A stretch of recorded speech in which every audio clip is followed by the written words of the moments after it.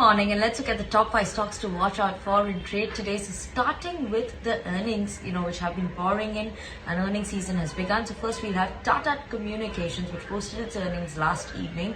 The Q3 numbers have been a good set of numbers for Tata Communication. Overall, the consolidated revenue for the company remained flattish around 4,223 crores, and mainly the growth in the revenue was led by the data business growth, which was compensated the decrease in the voice business which Tata Communications saw. So that's why we are seeing a flattish growth as both these were balancing each other. So that is why the increase in data business balanced the decrease in voice business for the company. Talking about the profits of the company, the profitability of the company has seen surely a very strong growth, a 5.2 times growth, 2x growth on a year-on-year basis is what we're seeing. That's almost 428% up. The profits of 428% up on a year-on-year basis.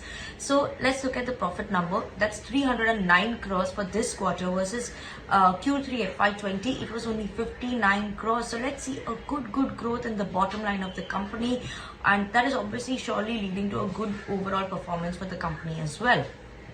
Talking about the EBITDA margins and EBITDA of the company, we're seeing the EBITDA has come in at 1,046 crore, which is a growth of around 37.5% on a year-on-year basis. Obviously, this growth is obviously led by a robust growth and margin expansion in the data business, as well as the cost optimization measures which the company has taken is what is something that is leading to a better margins and the better EBITDA performance as well operational performance of the company.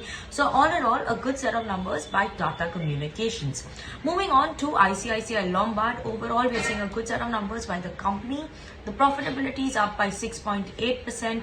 We're seeing that the combined ratio of the company is also at 97.9% versus 98.7% on a year-on-year basis. Net profits up by 7%. Solvency ratio at 2.76%, 2.76 times versus 2.18 times on a year-on-year basis. And the gross written premium, which we normally look out for in these companies, is at up by 9%. It's coming at around 4,100 crores versus 3,769 crores on a year-on-year basis. So surely we are seeing a good improvement coming in for the company as well. ICICI Lombard, a decent set of numbers by ICICI Lombard.